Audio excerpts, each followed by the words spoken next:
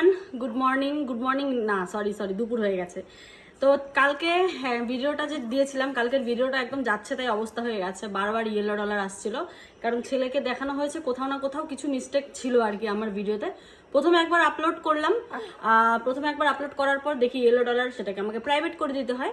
ইউটিউবের ভিডিও কিন্তু ডিলিট করা যায় না, ডিলিট করলে পেজে ক্ষতি হয় অনেকটা, তো সেই জন্য প্রাইভেট করতে হয়। তো প্রাইভেট করে আবার এটাকে আমার ভিডিওটাকে রিএডিট করে আবার এটাকে রিপোস্ট করলাম, করার পর আবার ইয়েলো ডলার দিল। তারপরে আমার তো হাতে সময় নেই বারবার এটাকে দেখবো, তাও ওই বাড়িতে হলে তাও দেখতাম, কারণ ওই বাড়িতে অনেকবার এসছে।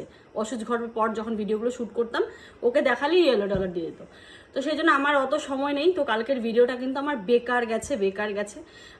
দুবার এডিট করে দিলাম, তাও ইয়েলো ডলার দিলে কি বলতো, কোনো ইনকাম হবে না। ভিডিওটা এত সুন্দর এডিট করা, পোস্ট করা, মানে কিচ্ছু হবে না, তার মধ্যে ভিউজও কমে যায় দুবার যদি পোস্ট করা হয়। তো ভিডিও কিন্তু ডিলিট করি না, যখনই ভিডিওতে ইয়েলো ডলার আসে আমি কি প্রাইভেট করে সেটাকে আবার এডিট করে দিই।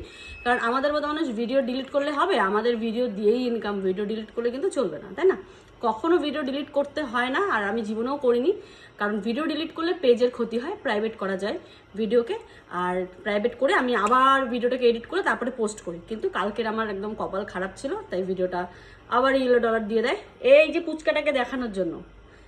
কোনো একটা কিছু গাফিলতি ছিল, হয়তো কিছু একটা দেখিয়ে ফেলেছি যেটা ইউটিউব মানেনি, সেই জন্য। তো চলো টাটা, আমি এখন স্নানে যাব।